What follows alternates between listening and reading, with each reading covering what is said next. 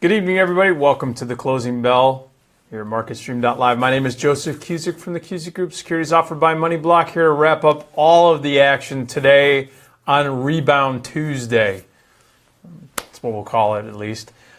Interesting action today, and one thing that I want to take a look at is pull back a little bit. Take a look at the overall landscape right now and what we're looking at in general. I'm looking at a monthly chart, and the reason why I use charts, folks, is because I want to give you a visual. I can give you all the verbal cues I possibly can want to give you, but I think when you put a picture with the words, then you get context. And so that's why I use a lot of charts. Some people have emailed me saying, hey, are you a hardcore technician? Not necessarily. I use some very basic guidelines that gives me a little bit more transparency, visibility, texture to the market. And right now I'm looking at the Dow Jones. Finished today very strong, up 150, 0.7% to the upside at 20,701.50. When I look at the monthly chart, so I'm looking at the basically the last 3 months, 2 months in 3 months in 2017 and looking at last year. One thing that's notable, take a look at this. This little bump right here.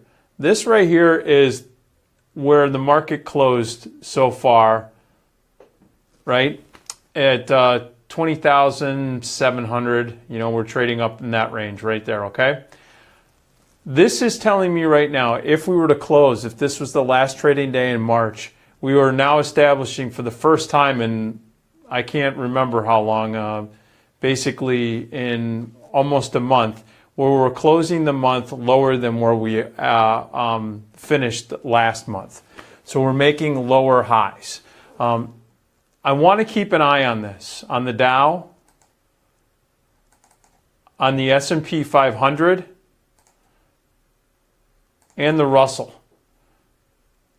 They're all forming what looks to be lower highs. What does that mean? That means that there's a lack of conviction, both on the buy side as well as the sell side. And the sell side, if there is any catalyst, right? In other words, if all of a sudden over the next couple days and weeks, we start to get a feel that not only is healthcare not going to happen, but tax reform, that could be the catalyst that the bears are looking for. Now, overall, I want to stress and look at the NASDAQ. The NASDAQ's very healthy, so tech is the strongest of the group.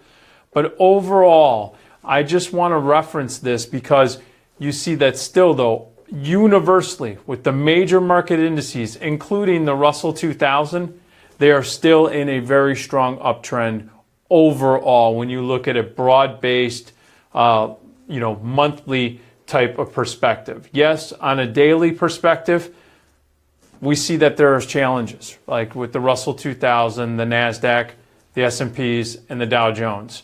Okay, we talked about this in Tech Talk this afternoon, but go back and reference that if you want to get the specific technical levels and what we're anticipating for potential moves for the remainder of the week. Roughly, we're pricing in, the options are pricing in right now across the board about a 0.6% range, either up or down in the large cap indices. That's the NASDAQ, the Dow Jones, and the S&P 500. The Russell 2000 is pricing in about a 1.2% move, either up or down, a range, basically for the next 3 trading days. So we'll keep an eye on that.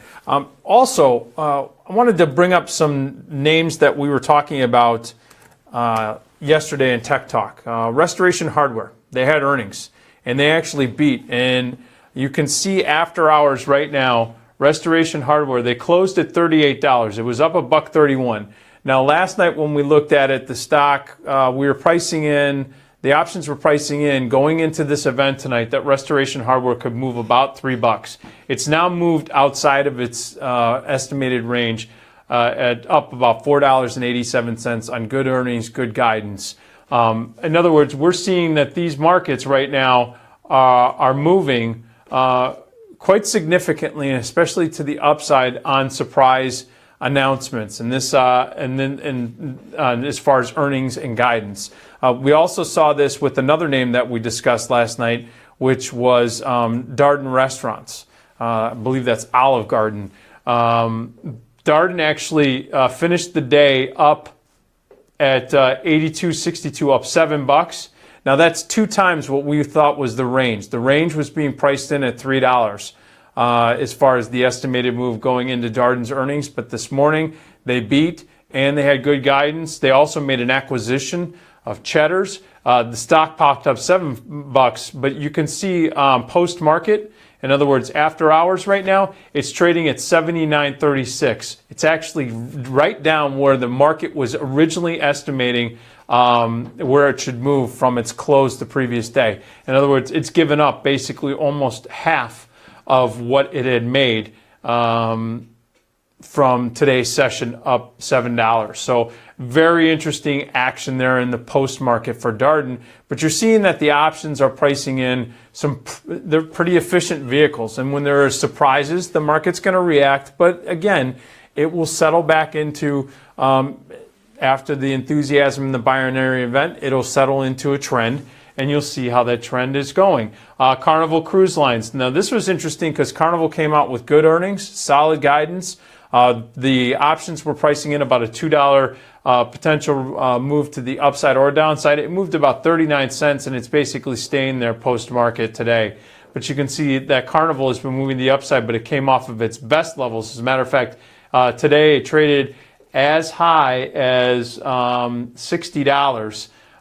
So basically you're seeing that it was up about $1 and some change from its close. So very interesting action today. The bulls definitely took action, took the proverbial the opportunity right now, and we're seeing markets, crude markets. Want to bring this up because we're going to have an inventory number that's out. As a matter of fact, if I take a look at let's see what USO is doing post market. Crude has actually strengthened a little bit, and you see that USO finished the day up 10.15, still trading at 10.15. We'll watch crude. I think that crude's going to come under some pressure. I heard a funny analogy. If you bake brownies for 20 years and then you stop, it doesn't mean that you're not going to have brownies left over. Okay, so when we watch these inventory reports, I want to watch the storage levels. I want to see if there's draws or builds. And if the builds continue, I just don't see that if, until there's a huge demand shift and we start seeing drawdowns, there's still going to be a glut of oil. So expecting that oil is going to be back up at $60 or $70 right now with what we have in inventory and what we're bringing online as far as the rig counts, it's very difficult for me to make a thesis that says that we're going to see $60, $70 oil. And I'm only bringing that up because I see a lot of people trying to get on that bull bandwagon, and I just am cautiously watching that market, and we'll continue to watch that. All right, folks, we will be back tomorrow morning, 8:30 Eastern Time. We'll be talking about everything that's going on in Asia in the Overnight Action Report. Until then, have a wonderful evening and take advantage of taking a look at all of our latest videos, either here at MarketStream.live or you can go to our Facebook page at MarketStream. And you'll be able to go in and you can check out all of the videos that we have and check out all the cool tools and resources that are offered at MarketStream.live. All right, you got some homework to do tonight, and we'll see you tomorrow morning.